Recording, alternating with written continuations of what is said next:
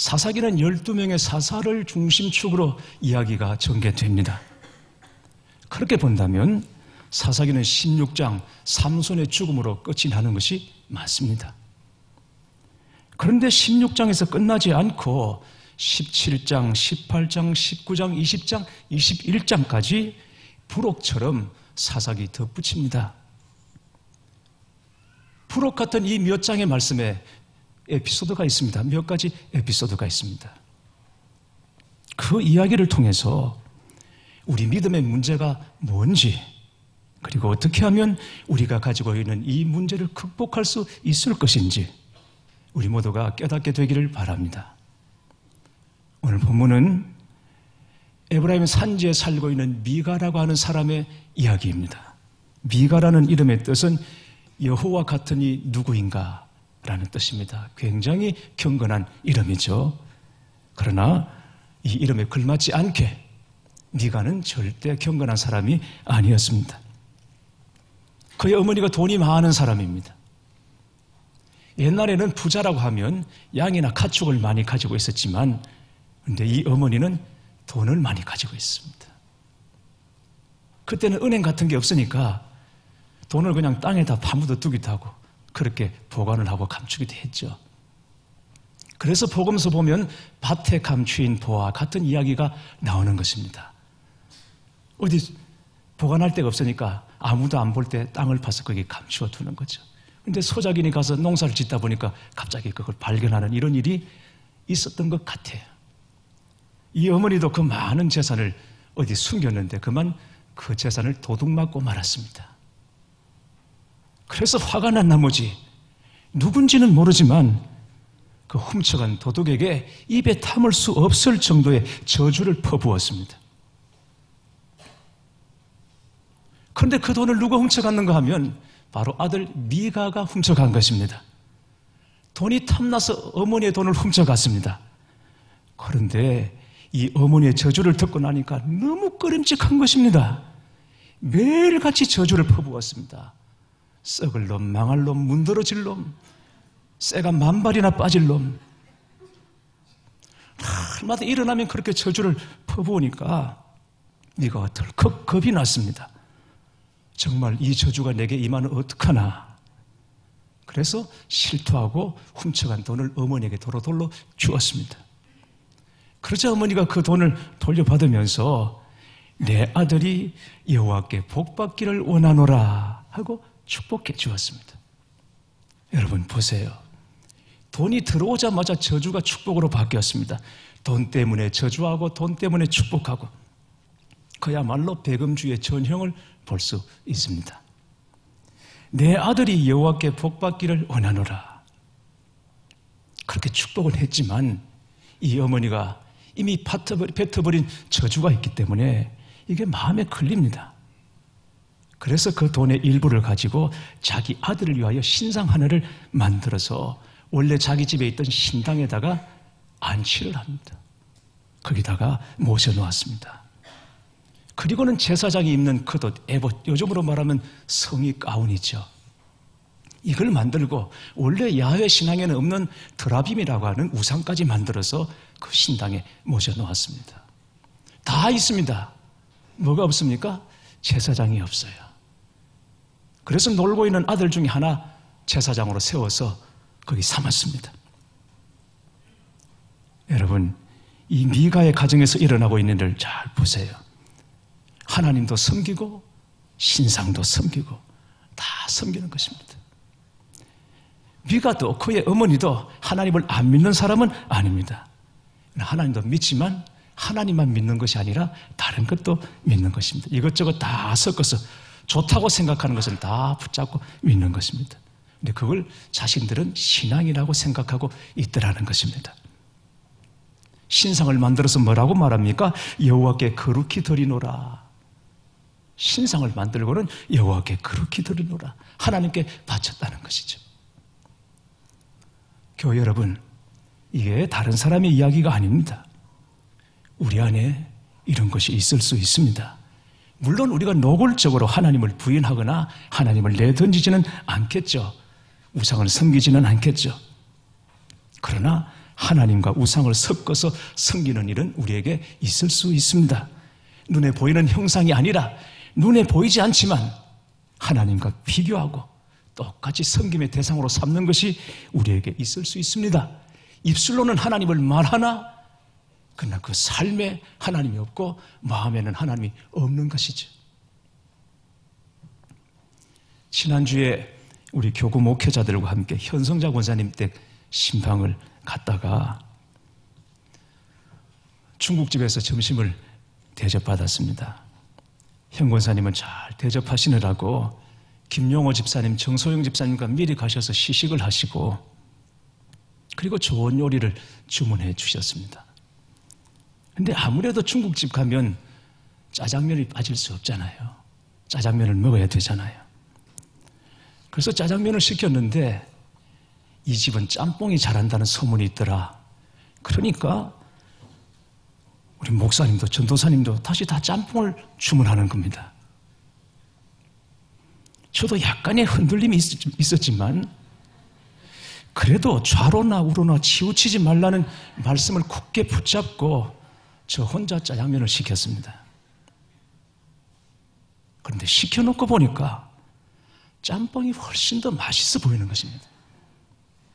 짬뽕에 낙지인지 쭈꾸미인지 통째로 올라가 있고 각종 해물이 가득한데 그렇게 맛있어 보일 수가 없는 거예요.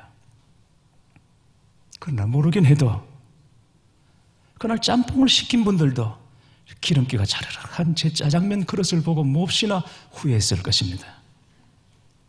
저 목사님은 짬뽕 국물을 남기지 않더라고요. 왜 그랬을까? 글쎄, 본인은 국물을 좋아한다고 하지만 제가 볼 때는 짬뽕을 시킨 자기 선택에 대한 후회와 분노 때문에 그 매운 짬뽕 국물을 남기지 않고 들이킨 것이 아닐까 저는 그렇게 생각해 봅니다. 죽느냐 사느냐 그것이 문제로다가 아니라 짜장이냐 짬뽕이냐 그것이 문제로다. 이게 우리가 중국집에서 느끼는 실존의 문제인 것이죠. 그래서 요즘은 이런 고민을 해결하기 위해 두 가지를 한꺼번에 먹을 수 있는 신메뉴가 나왔습니다. 여러분 뭔지 아십니까? 그렇습니다. 그렇습니다. 머리가 좋습니다. 돈 버는 사람은 따로 있는 것입니다. 짬짜면이죠. 그런데 문제는 신앙생활을 짬짜면처럼 하는 성도들이 있더라는 것입니다. 이것저것 좋다고 생각하는 것도 다 섞어서 짬짜면을 만들어버리는 것입니다. 이것도 버리기 아깝고 저것도 버리기 아깝고 이것도 갖고 싶고 저것도 갖고 싶고 그래서 어미로우시고 영화로우시고 유일하신 하나님이 아니라 자기만의 하나님을 만들어 가는 것입니다. 하나님은 거룩한 분이십니다. 유일한 분이시고 어미로운 분이십니다. 그런데 그 하나님을 버리고 오로지 내 욕심, 내 소원을 충족시키기 위한 하나님으로 전락시키는 것이죠. 그렇게 내 마음속에 또 다른 하나님을 만들어가는 것이죠. 교회 여러분 기억하시기 바랍니다. 믿음에는 짬짜면이 없습니다. 오직 한 분 하나님밖에 없는 줄 믿으시기를 바랍니다. 이제 이 사건은 그러지 말았어야 할 한 사람이 이 가정에 합세함으로 더 깊은 어두움과 수렁으로 빠져들어가고 있습니다. 베들레헴에 사는 한 청년이 등장합니다. 그는 레위인입니다. 요즘으로 말하자면 신학교를 갓 졸업한 전도사이거나 초임 목회자라고 보시면 되겠습니다. 그런데 이 사람이 자기 살 길을 찾아서 베들레헴을 떠나서 이리저리 떠돌아다니게 됩니다. 그러다가 우연히 에브라임의 산지 미가의 집에 이르게 된 것입니다. 때마침 미가도 그러지 않아도 자기 집에 제사장 하나가 필요했습니다. 노는 아들 세워놓았는데 그 제사장이 아니죠. 그런데 그래도 신학교 나오고 라이센스를 가지고 있는 제사장 하나가 왔으니 잘 됐다 싶어서 1년에 은 10개와 의복 한 벌과 양식을 줄 테니 우리 집 가정제사장으로 사역하는 것이 어떻겠냐고 제안을 합니다. 이 청년이 그 제안을 좋게 여기고 서로가 다 만족하게 되었어요. 그런데 여러분 오늘 본문 10절에서 11절 말씀 보면 처음 미가가 이 청년에게 자기 집 가정제사장으로 섬겨주기를 바라고 제안할 때는 아버지와 제사장이 되어달라 그랬습니다. 제사장은 아버지와 같은 존재. 그래서 지금도 가톨릭에서는 신부님을 파더라고 아버지라고 그렇게 말하는 전통이 있습니다.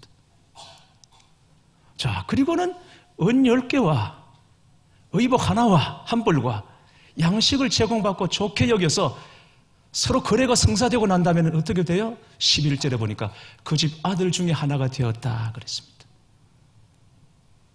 처음에는 아버지처럼 당신을 모시겠다 덥석 집었더니 나중에는 뭡니까? 아들처럼 되어버렸다 하는 것입니다. 여러분, 이게 얼마나 어처구니 없는 일입니까?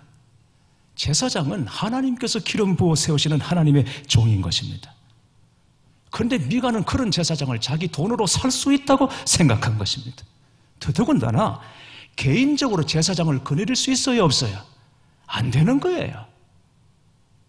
제사장은 하나님의 소유예요. 하나님이 주인인 거예요. 그런데 그 돈 가지고 제사장을 자기 소유로 거느리겠다고 생각한 것입니다.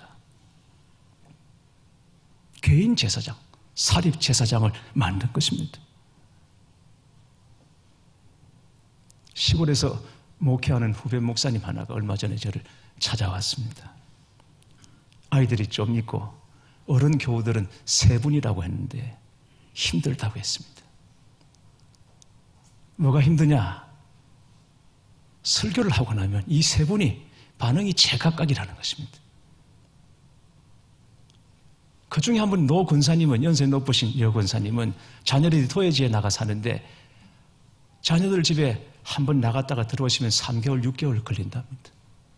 그렇게 있다가 교회 오시면 예배 시간에 이 목사가 설교하는데 갑자기 일어서서 목사님 설교 그렇게 하는 거 아니에요. 그리고는 책망을 하고 거기서 막 타박을 한다는 거예요. 왜 그럴까요? 도예지 와서 큰 교회 가서 목사님들 설교 듣고 보니까 우리 목사 설교는 설교도 아닌 거죠. 그래서는 일어서서 목사님 설교 그렇게 하는 거 아니에요. 그리고는 거기서 흰잔을 주고 아주 불평을 늘어놓는 것입니다. 그런데 예배 끝나고 나면 집사님 한 분이 살짝 찾아와서, 집사님 한 분이 목사님 최고예요. 목사님 설교 최고예요. 그런다는 거예요. 그래서 제가 한 분은 어떠냐? 그랬더니 한 분은 제 아내입니다. 사모님은 어떠냐? 제 집사람은 늘 중립이죠. 남편이 설교를 잘하는 것 같기도 하고 못하는 것 같기도 하고 어떨 때는 은혜가 되는 것 같기도 하고 저걸 설교라고 하나 싶은 생각이 들고, 그래서 사모님은 중립이라는 것입니다. 여러분, 교인이 많으면 많은 대로, 적으면 적은 대로 각자 다 요구하는 것이 있어요. 마음에 원하는 것이 있어요. 자기한테 맞으면 그래야 은혜인 것이지, 그렇지 않으면 목사가 성경을 통째로 펼쳐놓고 읽어도 그게 안 되는 것입니다. 불만인 것입니다. 미가가 왜 가정제사장을 삼습니까? 자기 요구에 맞게, 자기 원하는 대로 하나님을 잘 설득해달라, 이거였던 것이죠. 그런데 여러분, 이 미가보다 레위인이 더 문제입니다. 그는 레위인의 거룩한 소명을 저버리고 오직 먹고 사는 문제에 급급해서 사립제사장으로 취직을 한 것입니다. 하나님을 위한 제사장이 아닙니다. 사람을 위한 제사장. 사명을 위해서가 아니라 먹고 살기 위해서 제사장직을 하는 것입니다. 이 이야기는 목사인 저에게 정말 가슴을 찌르는 말씀이고 무겁고 고통스러운 말씀입니다. 생각해보면 목자와 사꾼은 처음부터 정해져 있는 것이 아닙니다. 목자와 사꾼은 가만 생각해보니까 종이 한 장 차이고 정말 간발의 차이인 것이죠. 목회하다가 중심 한번 잘못 잡고 마음 한번 삐끗하면 하나님을 빙자해서 먹기 위해 일하는 사꾼이 될 수 있음을 잘 압니다. 교회 여러분, 기도해 주시기를 부탁드립니다. 오늘 보면 마지막 13절을 보시기 바랍니다.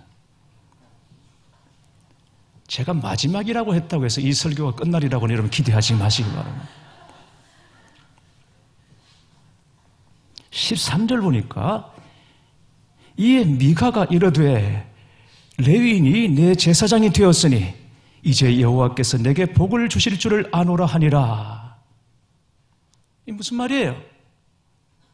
레위인이 자기 집에 제사장, 사립 제사장을 세워놓았어요. 신당 만들고 신상 만들고 그리고 그 앞에 절하고 제사합니다. 그리고는 이제 여호와께서 내게 복을 주실 줄 아노라.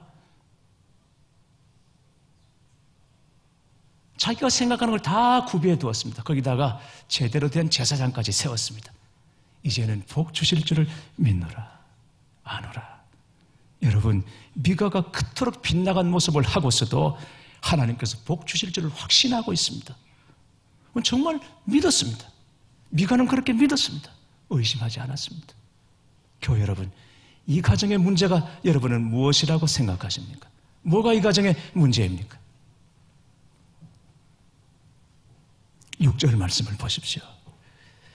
그때 이스라엘의 왕이 없었으므로 사람 다 자기 소견에 옳은 대로 행하였더라. 그때 이스라엘의 왕이 없었으므로 사람마다 다 자기 소견에 옳은 대로 행하였더라. 왕이 없으니까, 중심이 없으니까 다 자기가 옳은 대로 행하였더라. 왕이 없기는 왜 없어요? 하나님이 왕이신데. 그런데 그 하나님은 왕으로 인정하기 싫은 거예요. 자기가 왕이 되고 싶은 거예요. 그래서 다 자기 소견에 옳은 대로 행하였더라. 사사기 전체 주제를 이 가정에서 그대로 보여주고 있는 것입니다. 표본적으로 보여주고 있는 것입니다. 자기 소견에 옳은 대로 무엇이 옳고 그른지, 무엇이 진리고 거짓인지에 대한 기준도 없고 분별도 없고 고민도 없습니다. 오직 나 편한 대로, 나 좋은 대로 내게 유익하면 그게 옳은 것이고 선이 되는 것입니다. 미가는 자기 집 마당에 신당을 세웠습니다. 신당을. 그리고 거기 만든 신상을 모셔두고는 복 받을 일을 기대하고 있었던 것이죠. 그런데 여러분, 신명기 12장을 보면 하나님께서는 하나님께 예배드릴 장소를, 제사드릴 장소를 한 곳에 지정해 두셨어요. 한정해 두셨어요. 그게 실로예요. 그래서 이스라엘 사람들은 실로에서만 예배드릴 수 있었던 것이죠. 그런데 미가는 자기 집 마당에 신당을 만들었습니다. 거기까지 가기 싫다는 거죠. 내가 왜 거기 가야 하냐? 보기 싫은 사람들 거기서 내가 또 왜 만나야 하고, 성전 제사 규례를 내가 왜 지켜야 되냐? 여기서 만들어서 여기 내 나름대로 하면 되는 거지. 이런 생각을 가졌던 것입니다. 사랑하는 교회 여러분, 우리가 하나님을 믿는 사람이라면 늘 우리 마음에 품어야 할 생각이 있습니다. 그것은 바로 하나님께서 무엇을 원하시는가? 하나님께서 무엇을 기뻐하시는가? 무엇이 하나님께 영광이 되는가 하는 것입니다. 사도 바울은 이것을 영의 생각이라고 했습니다. 영의 생각. 반면에 무엇이 내게 유익한가? 무엇이 나를 기쁘게 하는가? 나를 귀찮게 하지 않는 것이 무엇인가? 이것은 육신의 생각이라고 했습니다. 근데 영의 생각, 육신의 생각, 단순히 생각의 차이인 것 같지만, 그러나 이 생각의 차이가 엄청난 결과를 초래한다는 것입니다. 로마서 8장 6절에 뭐라고 말씀합니까? 육신의 생각은 사망이요 영의 생각은 생명과 평안이니라. 다 생각입니다. 영의 생각, 육의 생각 다 생각인데 그 생각의 차이는 극과 극입니다. 하나는 사망이요 하나는 생명과 평안이니라. 교회 여러분, 우리는 우리 편한 대로 자기 본의로 살면 안 됩니다. 하나님이 중심입니다. 우리 그거 잊지 말아야 합니다. 지금 이 말씀 보면 여러분 들으실 때 어떻게 그럴 수가 있나? 미가도 그렇고 레위인 제사장도 그렇고, 아니 어떻게 그렇게 살 수 있나? 미가 어머니는 또 뭐야? 우리가 그렇게 판단할 수 있죠. 어떻게 사람이 상식을 가졌다면 그렇게 할 수 있냐? 신당 만들고 신상 만들고 자기 마음대로 사립 제사장 세우고 이제는 복 주실 줄 아노라. 도대체 이게 뭐냐 말이죠. 우리가 생각하면 너무 어처구니 없고 너무 부끄러운 모습인 것이죠. 여러분 그렇지 않아요? 어떻게 이럴 수가 있는 거예요? 판단이 되는 거예요. 분별이 되는 거예요. 이건 아닌 거예요. 근데 문제는 그들은 그게 옳은 줄 알았다는 것입니다. 믿었다는 것입니다. 하나님께서 복 주실 줄 알았다는 것입니다. 의심하지 않았다는 것입니다. 자기들은 다 잘하고 있다는 것이죠. 미가도 제사장도 어머니도 다 잘하고 있었어. 그래서 복 주실 줄 아노라 그랬던 것입니다. 믿음이 없으면 어떻게 복을 구하는 것입니까? 다 잘했다고 여기고 잘하고 있다고 여기더라고요. 여러분 알아야 합니다. 지금 다른 사람들이 세상에 우리를 바라보는 눈도 꼭 같다는 것입니다. 다른 사람들은 다 압니다. 세상은 다 압니다. 그런데 나는 모릅니다. 내가 이렇게 믿으면 안 된다는 거 다른 사람들은 보이는 것입니다. 세상은 알고 있습니다. 그런데 나는 모르는 것입니다. 나는 잘하고 있다는 것이죠. 복 주실 줄 아노라. 이런 생각 가지고 있다라는 것입니다. 지금 우리 눈으로 보면 너무나 한심하고 부끄러운데 우리가 한심하게 생각하고 부끄럽게 생각하는 이 모습이 지금 우리 안에 정말 없는 것일까? 말씀대로 살지 못하고 그 말씀 앞에 진짜 내가 무릎 꿇지 못하는 것은 물론이고 심지어 세상 사람들로 가지고 있는 그 양심조차 우리가 저버리면서 뭐로 가도 서울 가면 된다 이런 생각 가지고 이런 식으로 우리가 살아가고 있는 것은 아닌가? 여러분 신앙생활 퉁치면 안 돼요. 신앙생활은 퉁치는 거 아니에요. 내가 말씀 없이 하나님의 복을 떠났습니다. 하나님께 순종하는 거 없습니다. 그 생명처럼 여기는 것이 없습니다. 그래도 내가 헌금도 하고 또 봉사도 하고 내가 이것도 하고 저것도 하니까 그냥 퉁치는 거. 이런 거 우리 생각입니다. 하나님은 두루뭉술하지 않습니다. 이건 이것이고 저건 저것이고 정리할 건 정리해야 되는 것이지 내가 그건 못해도 이건 하니까 퉁치자는 거 여러분 없는 것입니다. 하나님은 그런 분 아니십니다. 요즘 기독교를 개독교라고 하죠. 대단히 악의적인 동기가 순수하지 못합니다. 그런 측면이 있습니다. 그러나 사실 여부를 떠나서 이건 슬픈 일입니다. 저희들이 어릴 때만 해도 예수 믿는 사람들을 예수쟁이라고 했습니다. 여러분 개독교와 예수쟁이는 차원이 다른 거예요. 예수쟁이는 비방이 아니에요. 그 예수 믿는 사람들의 정체성을 말하는 거예요. 드러내는 거예요. 예수쟁이구만. 말하는 거, 행동하는 거 보니까. 그래서 예수쟁이라고 그랬다는 거예요. 지금 개독교라고 말하는 것이죠. 기독교를 둘로 나눕니다. 흔히 구교, 신교라고 말하죠. 하나는 가톨릭이고 하나는 프로테스탄트라고 말합니다. 천주교를 가톨릭이라고 개신교를 프로테스탄트라고 말하는데 이 프로테스탄트는 종교개혁자들이 종교개혁을 일으키고 난 다음에 그들의 가르침을 따랐던 사람들을 프로테스탄트라고 말합니다. 무슨 말이냐면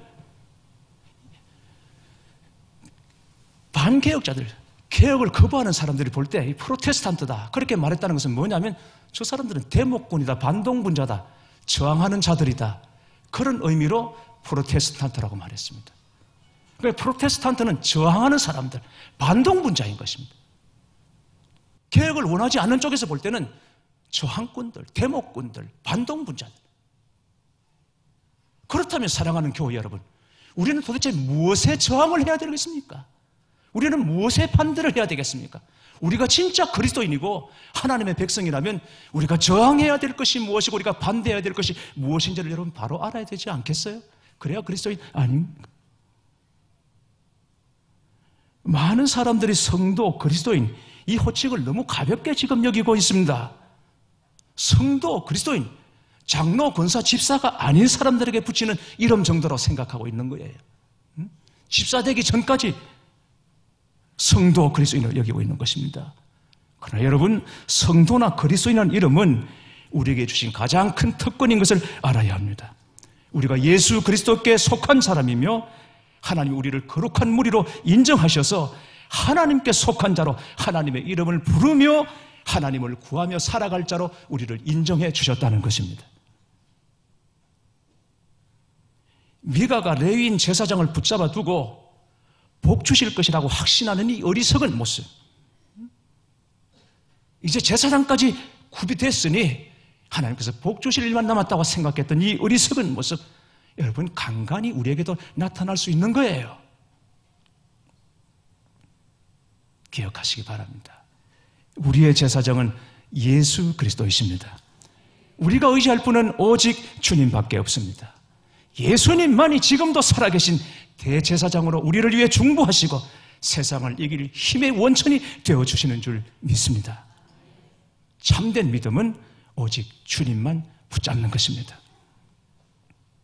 올해도 오직 한 분 예수님만 붙잡고 하나님 안에서 하나님 앞에서 새롭게 지어져 감으로 복된 신앙생활 하시는 여러분 되시기를 주님의 이름으로 축원합니다.